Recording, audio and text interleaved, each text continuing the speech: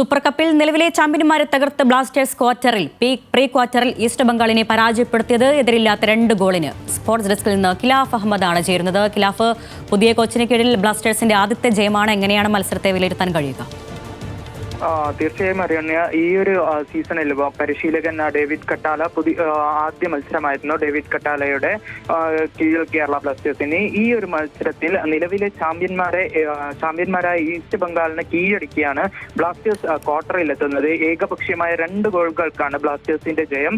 മത്സരത്തിലുടനീളം മികച്ച രീതിയിലാണ് ബ്ലാസ്റ്റേഴ്സ് പ്രകടനം നടത്തിയത്. ഈസ്റ്റ് ബംഗാളിനെതിരെ ആദ്യം മുതൽ തന്നെ ആക്രമണോത്സുകമായിട്ടാണ് ബ്ലാസ്റ്റേഴ്സ് തുടക്കം കുറിച്ചത്. ആദ്യ പകുതിയിൽ നിരവധി അവസരങ്ങൾ ടീമിന് ലഭിച്ചെങ്കിലും എന്നാൽ അത് കൃത്യമായി വലയിലേക്ക് എത്തിക്കാൻ സാധിച്ചില്ല.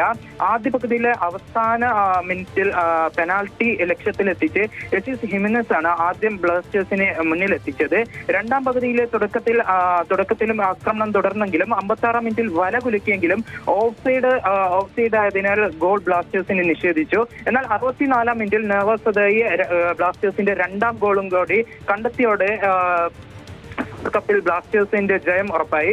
കൂടാതെ ആദ്യ മത്സരത്തിനിറങ്ങിയ ബ്ലാസ്റ്റേഴ്സ് കോച്ചിന് യെല്ലോ കാർഡ് ലഭിച്ചതും ഇതിൽ എടുത്തു പറയേണ്ടതാണ്. ഡേവിഡ് കട്ടാലയ്ക്ക് ടെക്നിക്കൽ ബോക്സിന് പുറത്തു വന്നതിനായിരുന്നു യെല്ലോ കാർഡ് ലഭിച്ചത്.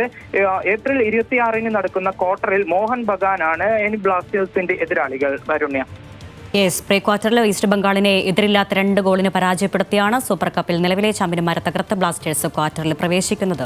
സ്പോർട്സ് ഡെസ്കിൽ നിന്ന് വിവരങ്ങൾ നൽകിയത് ഖിലാഫ് അഹമ്മദ്.